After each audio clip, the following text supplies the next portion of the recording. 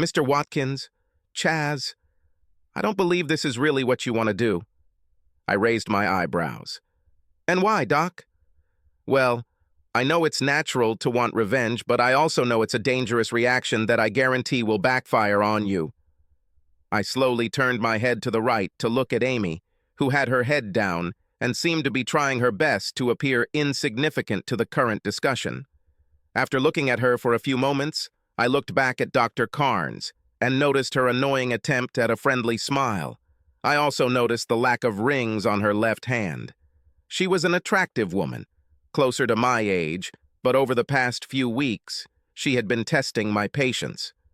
Well, Doc, I yawned. I'm sure I don't know what you mean when you say this will work against me.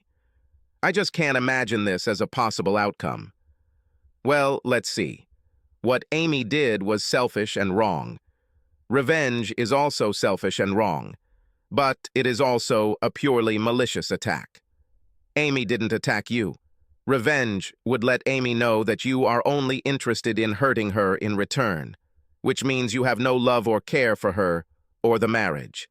I think the fact that you're here means you care and... Sorry, Doc. You probably forgot. I filed for divorce, remember? I'm here because Old Faithful, a play on the name Loyal Old Man, the name of a geyser on the territory of Yellowstone National Park, there fought it and demanded consultations, and the court ruled it. Yes. However, we must work together to restore trust. And this will, of course, be more difficult if she loses trust in you. What if she decides that your attempt to hurt her is more than she can handle and decides to walk away from the marriage? I smiled at her. That would seem terribly hypocritical to me. What do you think, Amy? If I had an affair with someone else, or maybe 4 others, more than once, would you give up on our marriage? Mr. Watkins, the best revenge is to refuse to compromise your dignity or principles than to stoop to such a level and have an affair for revenge. Thank you, Doc, I understand you. But I didn't hear an answer to the question I asked my wife. Come on, Amy. Why don't you join the discussion? How do we fix our marriage if you refuse to answer the hard questions?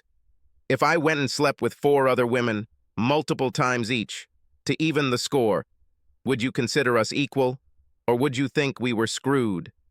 Amy grimaced. Mr. Watkins, Oh, for God's sake, Doc. Call me Chaz. Chaz, this is counterproductive, and whether you decide to save your marriage or not, your self-esteem, self-respect, and happiness will remain with you. No one should be able to take that away from you. Don't descend into negative behavior that puts you on the same level as Amy's infidelity. Elevate and focus on your greatest strength, yourself. Making yourself stronger, happier, and more confident is possibly the best revenge you could ever get, and the only chance we'll be able to identify the problems in your marriage that caused Amy to cheat on you in the first place. Treason, I said quietly. Sorry? Asked Dr. Carnes. Treason, Doc. Plural. She cheated on me several times, with several men. But now, if you don't mind, I'd like to change the topic of discussion a little. Dr. Carnes nodded. Amy was still trying to pretend this wasn't happening. Amy, I'll come back to my question later, so you can take some time to think about your answer. So, Doc, you just said that I need to rise to the occasion and stay positive and focused so we can figure out what caused Amy to cheat. We need to determine what is wrong in our marriage that made her cheat on me with other men, more than once, right? That's right, Chaz. Once we identify these reasons, we can address them in a positive way and begin the process of healing and restoring your relationship. So, you want to say that it's my fault that she's an unfaithful wife? That kind of language is counterproductive, Chaz. And yes, to some extent, it's your fault. Women in happy, fulfilling relationships simply don't commit adultery. I gave her my best, incredulous look, which she ignored.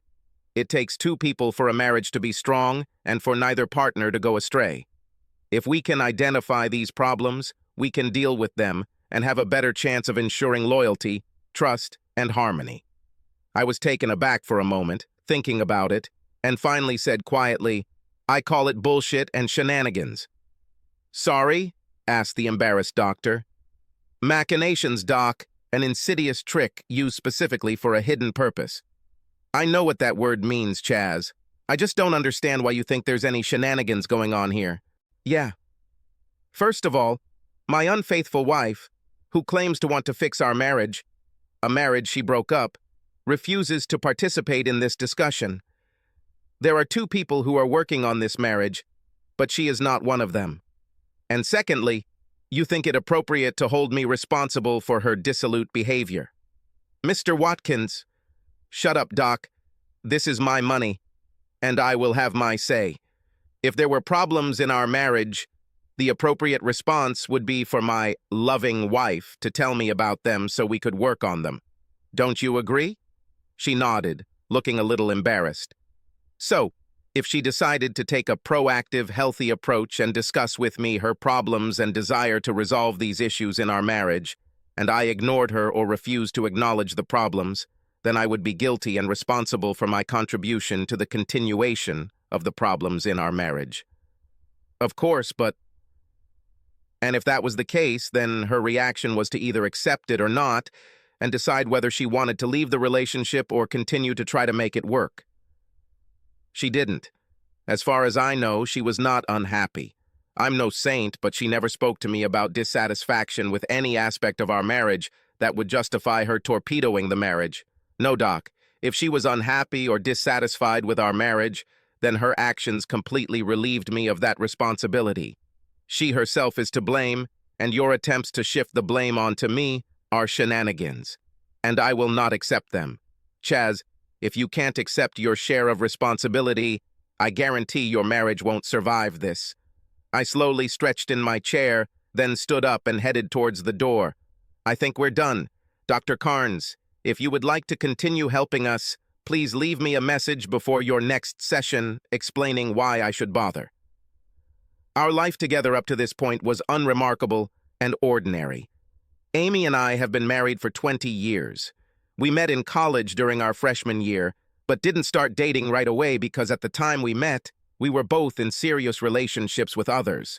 However, during our freshman year, we ran into each other at a party and discovered that neither of us were in a serious relationship, and we quickly began dating.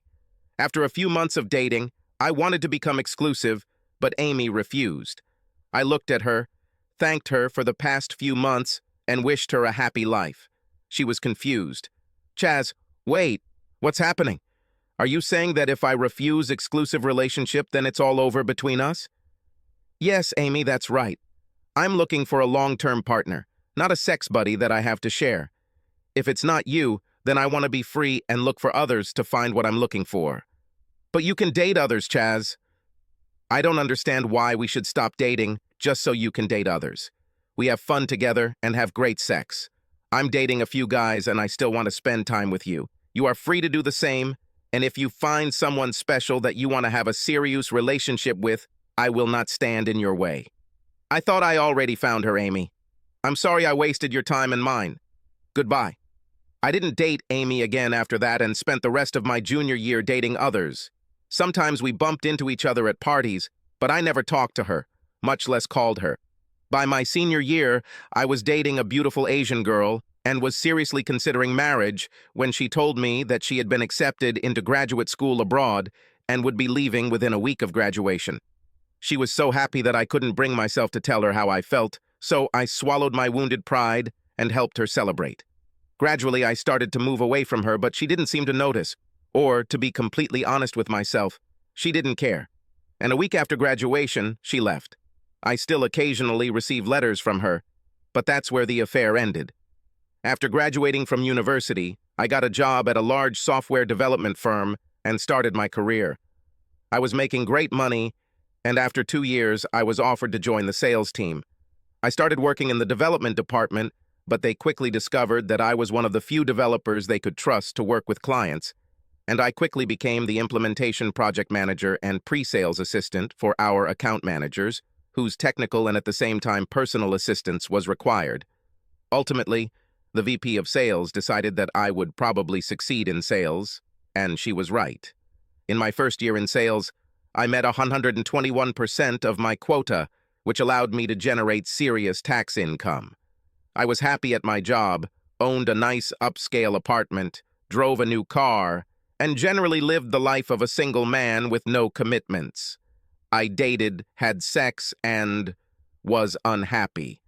I wanted a relationship, someone to share my success and life with. After 2 successful years in sales, I met Amy again by chance. She worked as a junior purchasing agent for the company I was presenting to, and was included on the team evaluating our solution and proposal. Long story short, we started dating, and it seemed like Amy was ready for commitment this time and wanted an exclusive relationship. She seemed to have changed and the chemistry was still there, so I agreed, and 18 months later we got married. 2 years later, Amy gave birth to our son, Peter, but unfortunately she was told that another child was not wanted. We were devastated, but we were happy that we at least had Pete and decided to move on with our lives. I had a vasectomy and we moved on, cherishing our marriage, each other, our son, and our careers. After Pete left for college, Amy and I started having some friction. She was taciturn with me and seemed inclined to be where I was not. Our once vibrant sex life had dwindled to almost nothing, and I began to wonder about Amy. She worked a lot and was not at all kind to me. I've never ignored problems, so I hired a private investigator to find out what was going on. What happened led us to this point. Mr. Watkins, this is Dr. Carnes. I think I understand your disappointment after our last session and want to assure you that I am ready to help you and Amy. And I truly do not hold you responsible for her decisions and actions. I believe that in yours, there were bound to be cracks in the marriage, but I recognize that you are right when you say that how Amy chose to handle this is our main concern. Please understand that I want you both to be stronger when this is all over. I want you to heal from the pain she has caused you, and for me to help you both cope with your new reality. Whatever it is, please don't give up on me, Amy, or your marriage. I sincerely hope that I'll see you tomorrow at our session. I really wanted an answer to my question, and since Amy was currently staying with a friend and we weren't talking, I thought, what the hell, I'll give Doc another chance. Additionally, I could be held in contempt of court if I refused to participate, in which case I would have to start the sessions all over again. Have you two been intimate since this all started? I stared at Amy, who never seemed to leave her chair or position since our last session. I waited a moment before answering. No, Doc, we didn't have any intimacy. Still looking at Amy, who stubbornly refused to look at me or the consultant. And why, Chaz? Doc, do you mind if I take a break for a second and address Amy directly? She looked wary, but agreed. Amy, are you here to participate or not? It seems like I'm doing all the hard work here, and as far as I know, I'm not the one who lied and cheated. I didn't want this. You did it. You either step forward or I'll end this right now. Yes, that is, sorry, I'll try to be more, yes, I will participate. Okay, great. The doc wants to know why we're not having sex. Why don't you answer this question, and then I'll clarify everything you need. Certainly. Sorry. Well, Chaz won't talk to me, and I'm staying with a friend at the moment, so we don't have any options, and... Stand. And? I asked. And I wasn't tested for diseases. Stand. And? I asked again. And, well, Chaz says intimacy isn't something he's comfortable with at the moment. This is not exactly what I said, but it is, of course, less colorful. Doc, do you have any idea how many times over the years I've had the opportunity to have extramarital sex? Oh no, how can I? But I can assume that you had more than enough opportunities. You are a very attractive, fit, successful man, so I can assume that there were plenty of such opportunities. I winked at her, and she blushed slightly. Damn right. And they continue to be, plentiful. I have a problem here, Doc. You see, if we leave aside the absolute dishonesty and Amy's selfishness and what it did to my love and attraction for her, I can't be intimate with her for 3 reasons. First, I never want to be perceived as agreeing with her behavior. If I had become intimate with her before we consummated our marriage, I would feel like I was accepting her infidelity, which I am not. Secondly, I refuse to put my health at risk. I have no idea if she has sexually transmitted diseases. At the same time, I chuckled. Finally, I need to balance the scales. Until now, I have refused everyone who came, if you'll pardon the pun. I believed in the vow we made and respected and loved my wife enough that I didn't want to hurt her or jeopardize her health or our relationship. But now it looks like she's taken the opportunity to try out 5 different wands, several times each, and for me to feel like the scales are balanced, I need to have the same opportunity to see what other women have to offer me. This isn't about revenge, Doc. It's just a happy byproduct. No, it's about equality, fairness, and balance. Wouldn't you say that these are important factors in fixing our marriage? Amy trembled, and Dr. Carnes chewed the inside of her cheek, contemplating her answer. 5, she whispered. I began to become impatient with this couple. Doc, how many more sessions has the court ordered us? She looked at me quickly, contemplating changing the subject. Well, let's see. The court ordered 4 more sessions, Chaz. Fine. Let me ask you. Do you think we can fix anything enough for me to consider withdrawing my divorce petition within the next 4 sessions? Amy sighed. I turned to look at her. Amy, I'm going to be as honest with you as possible. The only hope, and let me be clear, I'm not saying I guarantee anything, but the only hope for me to give up the divorce is if I feel like the balance is back. Mr. Watkins, I thought I explained how devastating this would be. We have 4 sessions left, and I think... Thank you, Doc. I am aware of your thoughts on this issue. Amy, I'll repeat my question from last week. If I feel like the only way for us to consider staying married is to tip the scales and have me sleep with 5 different women multiple times, what would you do? Will you feel that you can no longer stay married to me and allow the divorce to happen, or will you accept it? No answer, just sobs. After a few awkward moments, I tuned in to Dr. Carnes. When we first came into this office a few sessions ago, Dr. Carnes, what did you think was most important for successful counseling? Honesty. You both need to be completely honest with me and each other if we want to get anywhere. And what do you think, Beverly? Was I honest with you? Her eyes widened a little at my calling her name.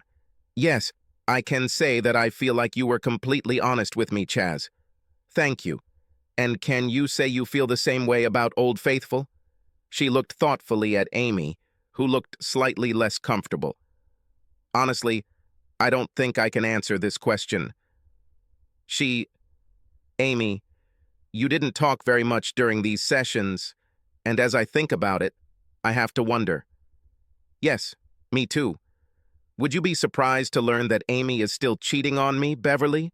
That the friend she lives with is her new lover? Amy huddled in the chair and began to sob quietly. Dr. Carnes looked upset. What are the minimum requirements to complete the remaining sessions to the satisfaction of the court? Beverly. Beverly? Yes. Sorry. What? Well, yes, I can go to court at any time if I feel that there is no point in continuing the sessions, and... What do you recommend, Bev? I smiled. She studied my face carefully for a moment, and then a small, sincere smile began to spread across her face. Looking me straight in the eye, she replied, I will immediately inform the court that I recommend stopping the sessions and granting you a divorce. Amy began to shake and sob. Thank you, Bev. I extended my hand and asked, Will you call me when our case is closed? I wish you were my first. Her eyes sparkled as Amy fainted. Count on it, Chaz. Subscribe to our channel so that your second shaft doesn't cheat on you, and go ahead and listen to the next story, because this story is nothing compared to the next one. If you're under 18, don't even think about listening to the next one.